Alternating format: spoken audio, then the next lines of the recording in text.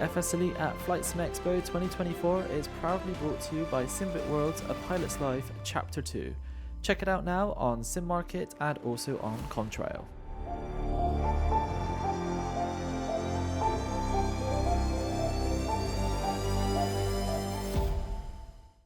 Hello, welcome to this interview with my friend Dan here from FlightCodeX. We're here at FS Expo in Las Vegas 2024.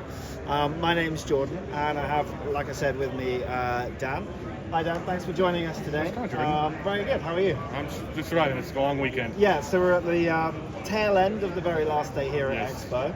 I imagine you've had lots of people trying to pick your brains of your product, but for those viewers at home, why don't you tell us a little bit about you and the business, what you do? Yeah, so I started FlightCodeX as just a way to fill a gap for X-Plane. We have P3D and Microsoft Flight Simulator have mission creators built in. X-Plane didn't have that, and I was just trying to fill a gap there.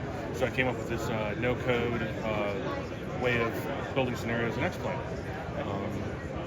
So actually, a lack of a product, some frustration from you going, I really want to do something, I really want to fly a mission or something. Yeah. And then implementing it into X-Plane. So how long ago did you start?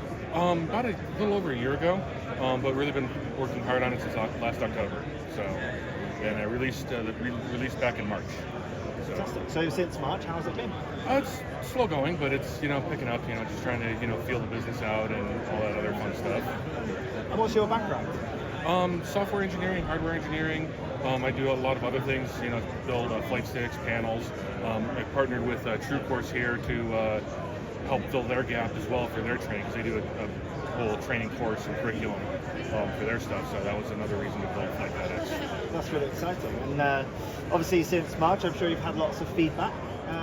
Positive? Oh yeah, it's been really, really positive. I got to meet the guys over at X-Plane, and there's a whole bunch of people here that's absolutely amazing to get in contact with.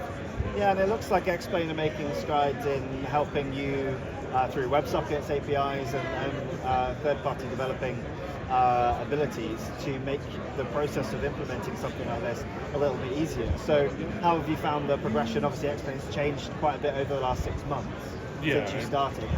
Any problems or sort of battles with the platform? No, not really. I've been programming plugins for X-Plane since 11 came out, and not a whole lot has changed, at least in the deep level API stuff. But overall, it was still a pleasant experience going through that. Well, like you say, you've got a version here that you've set up. Yeah. You want to walk us through it? Yeah, so right now what it is, it's tic-tac-toe in disguise. We're just doing this as a pure technical demo. You're playing O if you want to hit the red button and pick a square. This is a demo that you get when you download FlightCodeX from our website and everything. This is all built in. Okay. So it's able to know the location you went through, react to that. This can detect wind conditions. It can detect anything in the sim. So just through the you want to know the throttle or throttle position, flap position, anything's wide open, and it's all done through the node-based editor. So it's all flow-based. A really visual representation of what you want to happen. Yeah. Makes it a lot easier to get your idea in the sim faster than writing a plugin. And actually, I think that's one of the barriers to entry. So I'm not a programmer, I'm not a software engineer, but actually something that's quite visual like this almost breaks that barrier down, because I don't need to know any code. And as you've said, that's the benefit of your product, right? Is there is no code. How long would it take you to write tic-tac-toe? I did tic-tac-toe in about 2 days. Maybe 16 hours. Okay.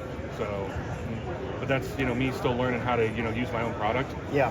So I've tried to simplify it in such a way that emergent behavior can come out of how it's different ways to use it and everything. Yeah. Is there a way? Are you thinking at all around AI and maybe asking AI to create some of those scenarios to make that 2 day a little bit shorter? Yes, as soon as I get a little bit more down on the base product and everything, I'm definitely looking into getting AI rolled into it for creating a full scenario, maybe adding a little bit of dynamic to the scenario too, as well. So we've seen tic-tac-toe. What other things can we build?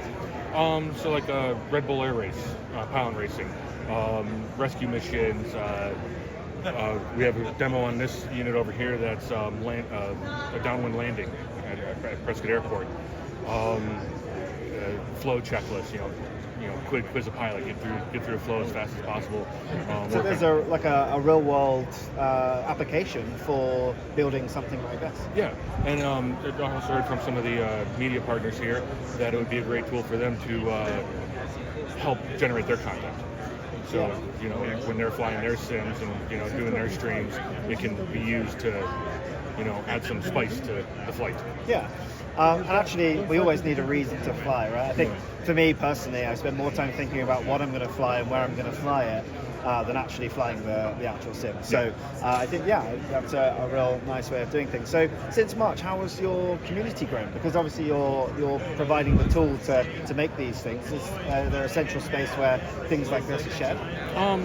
So I'm working on it. I have a Discord server set up. It's private right now, for people who, do decide to get into it, just to keep the noise down a little bit while we're getting everything ironed out. But these are set up in a way that you can build a scenario, and if somebody else has flight codecs, they can run that scenario as well. So, but it's been growing slowly, but consistently. So that's been a plus. I think getting here was a really important part for what we have. Yeah. And so how do the people at home get hold of flight codecs? Go to flightcodecs.com. Just flight codecs, no dash, and you can check it out there. So look into the future. Obviously, fairly new to the realm, if you like now, and like you said, you're still kind of feeling out the product yourself. Say this time next year's show, where do you want flight codecs to be?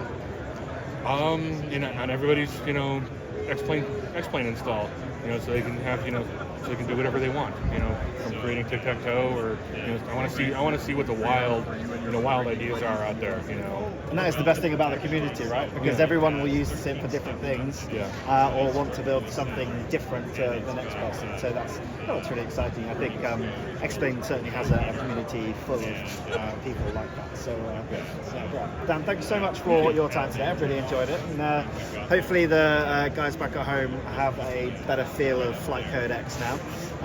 But for any more further content, keep it FS Elite, and we'll see you next time.